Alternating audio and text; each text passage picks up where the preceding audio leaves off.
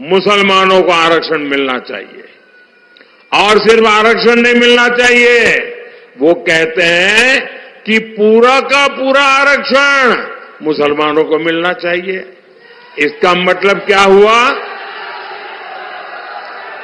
इसका मतलब क्या हुआ?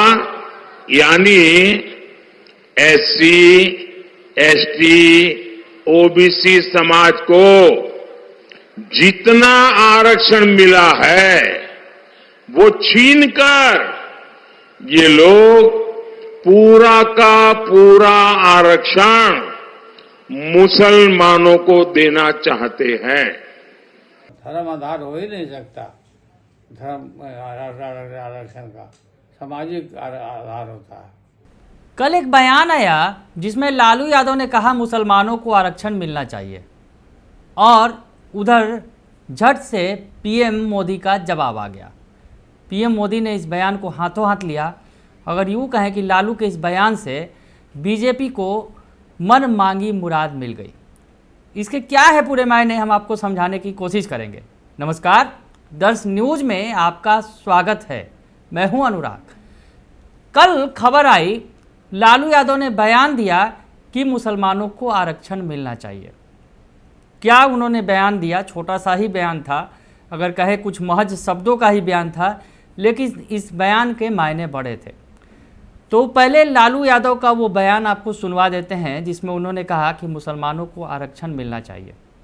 सुनिए पहले आप। कि लालू जी कांग्रेस आएंगे साथ में तो वो लोग धर्म के आधार पर आरक्षण देंगे और सबका जमीन ले लेंगे, संपत्ति ले लेंगे।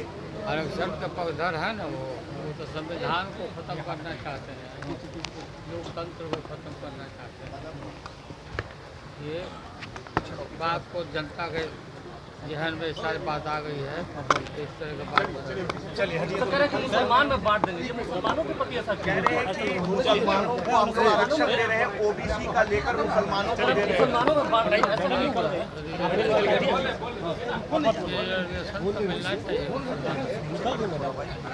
तो आपने सुन लिया, पीएम मोदी ने इस पर जवाब दिया। पीएम मोदी दरअसल मध्य प्रदेश में एक जनसभा को संबोधित कर रहे थे। उस दौरान पीएम मोदी ने लालू यादव पर पलटवार कर दिया और कहा, लोगों को बताया कि देख लीजिए कि किस तरह से महागठबंधन के लोगों की, इंडिया गठबंधन के लोगों की साजिश है कि वो एससी, एसटी और ओबीसी का जो है आरक्षण छीन लेना चाहते हैं और मुसलमानों को दे देना चाहते हैं।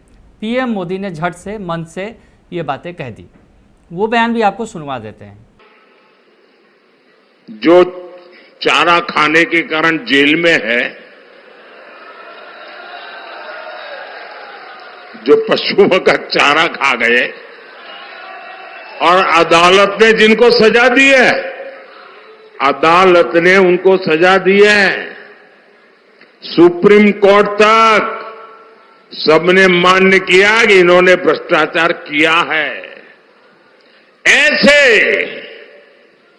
उनके सागरित और इनकी बेशर्मी देखो। वो अभी जमानत पे आए हैं बाहर तबीयत के कारण, जेल में कैद थे, कैदी है, गुनहगार है और अदालत ने उनको गुनहगार बना दिया है जी। अरे आपके गांव में भी अगर कोई 6 महीने जेल सजा काट करके आए ना, तो गांव वाले भी दूर रहते हैं, बेटी का व्यवहार करने से दूर रहते हैं। ये कांग्रेस वाले इतने गिर चुके हैं कि उनको माथे पे बिठा के नाच रहे हैं। अच्छा, उन्होंने क्या कहा? अभी अभी कहा है, पिछले 24 घंटे में ही उन्होंने कहा, ऐसे हाथ पछाड़ के बोल रहे हैं, मुसलमानों को आरक्षण मिलना चाहिए और सिर्फ आरक्षण नहीं मिलना चाहिए, वो कहते हैं कि पूरा का पूरा आरक्षण मुसलमानों को मिलना चाहिए। इसका मतलब क्या हुआ? इसका मतलब क्या हुआ? यानी एससी, एसटी, ओबीसी समाज को जितना आरक्षण मिला है वो छीनकर ये लोग पूरा का पूरा आरक्षण मुसलमानों को देना चाहते हैं। आखिर ये लोग तो वो बयान भी सुन लिया आपने पीएम मोदी का।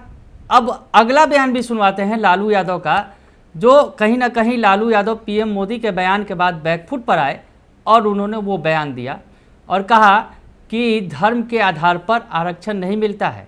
इतनी तो समझ होनी चाहिए, धर्म के आधार पर आरक्षण नहीं दिया जाता है और बल्कि सामाजिक पिछड़ापन के आधार पर जो है आरक्षण दिया जाता है। उस बयान में लालू यादव ने क्या कुछ कहा, वो बयान भी आप सुन लीजिए। आरक्षण पर भाजपा लगातार भाजपा को संविधान मंडल कमीशन हमने लागू किया था ना। मंडल कमीशन में सैकड़ों जातियां हैं जो सामाजिक आधार है, धर्म आधार नहीं है, सामाजिक आधार है। और मंडल कमीशन ये रिजर्वेशन को ये खत्म करना चाहते हैं नरेंद्र मोदी, इसलिए इस तरह का ये सब बहाना बनाते हैं। और अटल बिहारी वाजपेयी जी ने तो संविधान समीक्षा आयोग बना दिया था, जिससे कि संविधान को जो बदल दें और धर्म के आधार पर, धर्म आधार हो ही नहीं सकता धर्म आरक्षण का, सामाजिक आधार होता है। हम लागू किया, हम जानते हैं, हम से तो नरेंद्र मोदी। तीसरे चरण तमाम बयानों को सुन लिया आपने और अब इसके मायने क्या हैं हम ये जानने की कोशिश करते हैं कि आखिर वो मायने क्या हैं। क्योंकि जिस तरह से लालू यादव ने पहले बयान दिया कि मुसलमानों को आरक्षण मिलना चाहिए, इस बयान पर पीएम मोदी का पलटवार आ गया और उसके बाद फिर लालू यादव भी बैकफुट पर नजर आए और कहे कि धर्म के आधार पर आरक्षण थोड़े ही मिलता है, सामाजिक आधार पर मिलता है। तो लालू यादव अपने बयान से पलट गए अगर कहा जाए तो। अब इसके मायने क्या हैं ये समझना बड़ा ही ज़रूरी है, क्योंकि जिस तरह से आरक्षण के मुद्दे पर आर पार की लड़ाई तो चल ही रही है, आरक्षण बड़ा मुद्दा है और कल जब तीसरे चरण का चुनाव हो रहा था उस बीच ये बयान सामने आया, तीसरे चरण के वोटिंग के बीच में ये बयान सामने आया। तो आगे आने वाले चरणों पर इसका प्रभाव पड़ना लाजमी है। दिलचस्प ये ज़रूर है कि इसका जो बयान है, इसका जो बात निकली है जो तब दूर तलक जाएगी।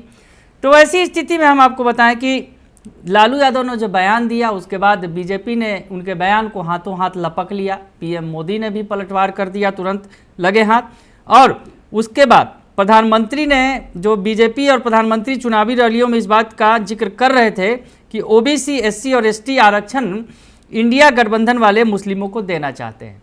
ये बात जिक्र कर रहे थे पीएम मोदी, लगातार कर रहे थे अपनी रैलियों में। और जैसे ही लालू यादव ने कहा कि मुसलमानों को आरक्षण मिलना चाहिए तो झट से पीएम मोदी ने इसे लपक लिया और कह दिया कि आपने देख लिया कि किस तरह से इंडिया गठबंधन वाले साजिश कर रहे हैं, एससी, एसटी और ओबीसी का आरक्षण छीनकर मुसलमानों को देना चाहते हैं। और इस पर अब सियासत जो है आर पार की हो गई। अब आगे आने वाले चरणों में इसका प्रभाव देखने को मिलेगा। हालांकि लालू यादव बैकफुट पर आए और उन्होंने कहा कि धर्म के आधार पर आरक्षण नहीं मिलता है, आर्थिक सामाजिक आधार पर आरक्षण दिया जाता है। तो खैर अब समझने की कोशिश ये करते हैं कि देश में संविधान के हिसाब से अभी जो केंद्रीय आरक्षण की व्यवस्था है, जो आरक्षण दिया गया है उसमें क्या कुछ है। ओबीसी को 27% आरक्षण मिला है और एससी को 15% और एसटी को 7.5%। ये आरक्षण की व्यवस्था है और ईडब्ल्यूएस को 10% आरक्षण मिला हुआ है। तो ऐसी स्थिति में जो आरक्षण का ये जो है आंकड़ा हम आपको बता रहे हैं, हालांकि कई राज्यों ने इसे अपने अपने हिसाब से कम ज़्यादा भी कर रखा है। तो खैर ये केंद्रीय आरक्षण की बात है और इसे अपने राज्यों ने अपने अपने हिसाब से कम अधिक कर रखा है। दक्षिण के राज्यों में मुस्लिम आरक्षण का मुद्दा जो है पहले से ही बड़ा मुद्दा रहा है। और तीसरे फेज के चुनाव के बीच में जिस तरह से लालू यादव ने मुस्लिम आरक्षण का मुद्दा उछाल दिया और कह दिया कि मुसलमानों को आरक्षण मिलना चाहिए, इसकी वजह क्या है इसको समझने की कोशिश करते हैं। हालांकि लालू यादव फिर बैकफुट पर आए और कहा कि धर्म के आधार पर आरक्षण नहीं मिल सकता। और बिहार की सियासत के हिसाब से लालू यादव के इस बयान के मायने को अगर समझने की कोशिश करें तो कुछ कारण जो हैं जो सामने आ सकते हैं कि इस बार आरजेडी ने पिछले चुनाव की तुलना में आरजेडी जो है माई समीकरण पर चलती रही है, यानी मुस्लिम और यादव समीकरण पर। मुसलमान और यादव जो है कैंडिडेट उनके ज़्यादा रहे हैं, लेकिन इस बार अगर देखें जो कैंडिडेट उतारे गए हैं मैदान में 40 सीट की अगर बात करें बिहार की, तो इस बार मुसलमान उम्मीदवार काफ़ी कम हैं। पूरे अगर महागठबंधन की बात करें, इंडिया गठबंधन की बिहार के अंदर, तो 4 उम्मीदवार हैं। महागठबंधन से 4 उम्मीदवार हैं, जिसमें 2 आरजेडी के हैं और 2 कांग्रेस के हैं। आपको बताएं कि आरजेडी ने मधुबनी में अली अशरफ फातमी को और अररिया में शाहनवाज आलम को मैदान में उतारा है, और उसके अलावा कांग्रेस ने 2 मुसलमान उम्मीदवार मैदान में उतारे हैं, किशनगंज और कटिहार में। तो ये 4 उम्मीदवार कुल हैं महागठबंधन की तरफ से, इंडिया गठबंधन की तरफ से बिहार में। तो वैसी स्थिति में बिहार में मुसलमान उम्मीदवार कम उतारे गए हैं। जो ताकत रही है लालू यादव की माई समीकरण के अगर एम की बात करें तो एम जो हैं यानी मुस्लिम वो कम है मैदान में। और दूसरी तरफ अगर कहें कि बिहार में AIMIM जो लगातार दांव खेल रही है, अगर कहा जाए बिहार के अंदर तमाम ऐसी सीटों पर उम्मीदवार उतार रहे हैं जहां उन्हें लगता है कि वो सियासी समीकरण बिगाड़ सकते हैं बड़े बड़े दलों का, उन मैदान वहां पर उतारा गया है। किशनगंज हो या फिर और तमाम जो सीट हैं वो देख देख कर चाल चल रहे हैं। और वैसी की पार्टी AIMIM ने इस बार बड़ा दांव खेला, और कहीं ना कहीं इस दांव में अगर कहा जाए महागठबंधन के वोट बैंक में उन्होंने सेंध लगा दी। जिस तरह से माई समीकरण के भरोसे अगर कहा जाए, हालांकि सबका साथ लेने की बात कहते हैं तेजस्वी यादव, लेकिन जिस तरह से माई समीकरण बड़ा एक आधार है, वोट बैंक है महागठबंधन का और खासकर आरजेडी का, उसमें ओवैसी ने अगर कहा जाए तो सेंध लगा दी है। जिस तरह से वो अपने उम्मीदवार उतार रहे हैं, और जिन इलाकों में जो मुस्लिम बहुल इलाका है उन इलाकों में कहीं ना कहीं वो बड़ा फैक्टर बनते दिख रहे हैं। उसके अलावा मुस्लिम बहुल इलाकों से निकलकर दूसरे इतर इलाकों की भी बात करें, शिवहर हो या फिर और भी काराकाट में भी उन्होंने उम्मीदवार को उतारा है। तो फैक्टर बहुत कुछ बदला है। थोड़ा उस फैक्टर की भी चर्चा कर दे कि आखिर मुस्लिम वोट बैंक में उन्होंने सेंध लगाई है महागठबंधन के वोट बैंक में। ऐसे में लालू यादव का जो ये बयान है बिहार के मुस्लिमों को साधने की एक सियासी चाल भी हो सकती है। ये समझा जा सकता है कि जिस तरह से मुसलमानों को साधने के लिए लालू यादव ने ये बयान दे दिया कि मुसलमानों को आरक्षण मिलना चाहिए, हालांकि धर्म के आधार पर आरक्षण मिलता नहीं है। हालांकि लालू यादव बैकफुट पर भी आए, लेकिन जिस तरह से उन्होंने बयान दे दिया और बयान पर पलटवार भी बीजेपी ने करना शुरू कर दिया, खुद PM मोदी ही सामने आ गए, मन से उन्होंने बोल दिया। तो ऐसी स्थिति में हम आपको बताएं कि अभी पिछले दिनों जब पूर्णिया और किशनगंज में चुनाव हुआ तो जो राजनीतिक पंडित हैं वो उनका मानना है कि यहाँ मुसलमानों का वोट बढ़ गया। दरअसल पूर्णिया और किशनगंज में बड़ी संख्या में मुसलमान आबादी है। वहाँ पर जो लोग जानकार हैं, जो सियासी जानकार, वो बता रहे हैं कि वहाँ पर मुसलमानों का वोट बढ़ गया।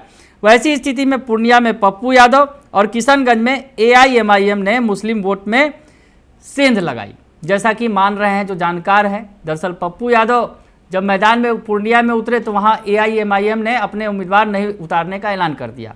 हालांकि पहले प्लानिंग थी कि वहाँ से उतारेंगे, लेकिन पप्पू यादव को उतरने के बाद AIMIM हट गई मैदान से। और किशनगंज में जहाँ AIMIM के उम्मीदवार थे, इन दोनों जगहों पर अगर कहा जाए तो जहाँ मुस्लिम आबादी बहुतायत में है वहाँ पर उन्होंने सेंध लगा दी। अब अगर बात करें सिवान शिवहर जैसी सीटों पर भी अभी खेल हो रहा है। अगर सिवान में बात करें तो सिवान में हिना साहब जो आरजेडी से अलग राह पकड़ कर चल रही हैं, मोहम्मद साहबुद्दीन की पत्नी। तो ऐसी स्थिति में हिना साहब जो है वहाँ पर सेंध लगाने की तैयारी में है। और AIMIM जो है उसने शिवहर में भी अपने उम्मीदवार को उतार दिया है। राणा रंजीत सिंह महागठबंधन के उम्मीदवार को परेशान कर सकते हैं शिवहर में, ये साफ देखा जा रहा है। राणा रंजीत सिंह खुद राजपूत बिरादरी से आते हैं और मुसलमान AIMIM का जो है मुसलमान वोट बैंक उसमें जो है उसके भरोसे वो उतरे हैं मैदान में। तो ऐसी स्थिति में यहाँ पर भी परेशानी का सबब बने हुए हैं AIMIM के उम्मीदवार। मुजफ्फरपुर मधुबनी में भी AIMIM ने मुसलमान को टिकट दिया है, और जितना भी वोट AIMIM के उम्मीदवार काटेगा उसका नुकसान अगर समझा जाए तो सीधे सीधे महागठबंधन को ही होगा। AIMIM के उम्मीदवार अगर वोट काटते हैं इन सीटों पर, जिन सीटों पर AIM ने उतारा है, मुजफ्फरपुर, मधुबनी, शिवहर और अब सिवान जो है। तो ऐसी स्थिति में जो है वोट बैंक जो कटेगा उसमें महागठबंधन को नुकसान होगा। तो समझा जा सकता है कि लालू यादव इस नुकसान को देखकर परेशान है और उन्होंने ऐसा बयान दिया कि मुसलमानों को आरक्षण मिलना चाहिए। एक वजह यह है। और उसके बाद बताएं, अगर 2020 के चुनाव में AIMIM की वजह से सीमांचल में महागठबंधन को नुकसान हुआ था, भारी नुकसान हुआ था और सरकार बनते बनते रह गई थी अगर कहा जाए तो, क्योंकि जिस तरह से AIMIM ने 5 में से 4 सीटें जीत ली थी। विधानसभा चुनाव की हम बात कर रहे हैं। 5 में से 4 विधायक RJD में बाद में हालांकि शामिल हो गए थे। AIMIM ने 5 सीटें जीती थी और 5 में से 4 विधायक हालांकि AIMIM के टूट कर RJD में शामिल हो गए थे। तो वहाँ पर बड़ा झटका 2020 में देखने को मिला था। AIMIM ने महागठबंधन को दिया था और सीधे कहे कि RJD को दिया था।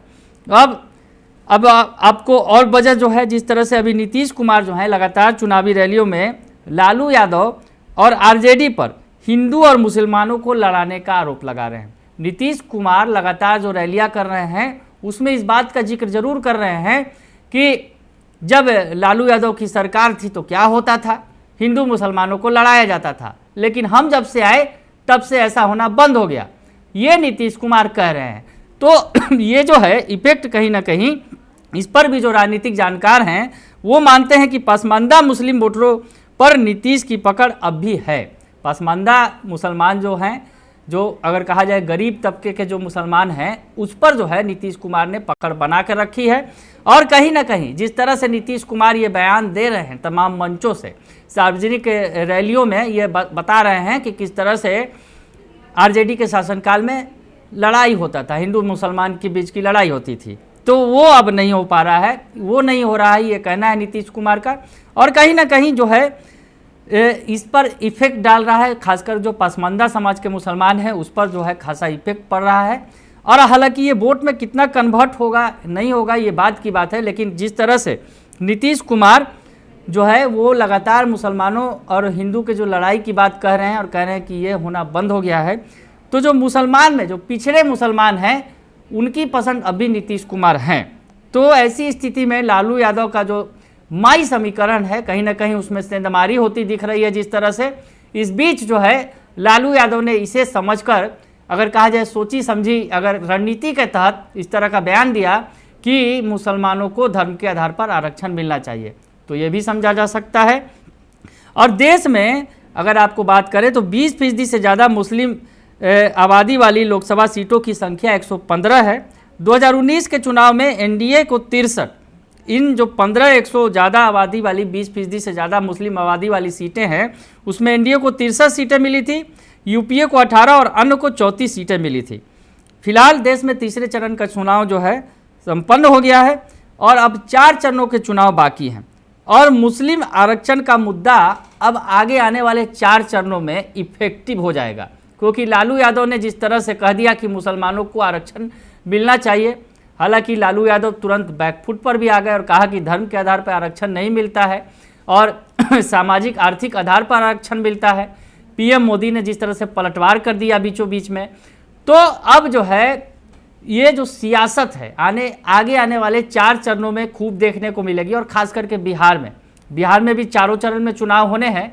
3 चरण के चुनाव निपट गए हैं, संपन्न हो गए हैं, लेकिन 4 चरण के चुनाव में ये जो मुद्दा सामने आ गया है अचानक, जिस तरह से लालू यादव ने कम शब्दों में कह दिया कि मुसलमानों को आरक्षण मिलना चाहिए और उधर PM मोदी ने फट से इसे लपक लिया और कहा, सीधे सीधे कह दिया कि SC ST और OBC का जो आरक्षण है वो छीनना चाहते हैं इंडिया गठबंधन के जो नेता हैं, क्योंकि लालू यादव बयान जो दे रहे हैं कि मुसलमानों का आरक्षण मिलना चाहिए तो वो आरक्षण तो उसी में से छीन कर देंगे। ये बातें कहने लगी बीजेपी, तो कहीं ना कहीं महागठबंधन पर ये उल्टा पड़ता दिखा। तो उसके बाद लालू यादव ने फिर से फट से नया बयान दे दिया। तो खैर ये जो मुस्लिम आरक्षण का मुद्दा है अब चुनाव में, आगे के चुनाव में 4 सीटों पर क्या रंग दिखाता है ये देखना बड़ा ही दिलचस्प होगा।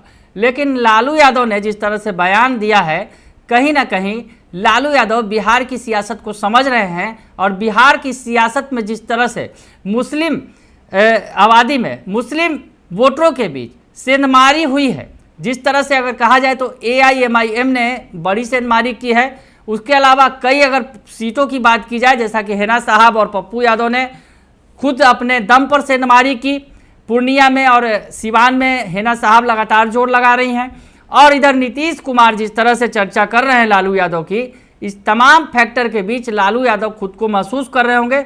और क्योंकि जिस तरह से लालू यादव ने इस बार मुसलमानों को कम उतारा है मैदान में, माई समीकरण पर जीतती रही है लालू की पार्टी, और उसके बाद बावजूद जो है मुसलमानों को कम तरजीह दिया गया, तो ऐसी स्थिति में लालू यादव खुद को गिरा पा रहे हैं, और ऐसी स्थिति में उन्होंने ये बयान दिया। हालांकि अब बयान जब बात निकल गई है तो दूर तलक जाएगी। अब इसका कितना सियासी असर देखने को मिलेगा, और इसका सियासी फायदा कितना बीजेपी उठा पाएगी, ये देखना भी बड़ा ही दिलचस्प होगा। बने रहिए दर्श न्यूज के साथ, तमाम खबरों से आपको अपडेट रखेंगे। फिलहाल के लिए इतना ही, धन्यवाद।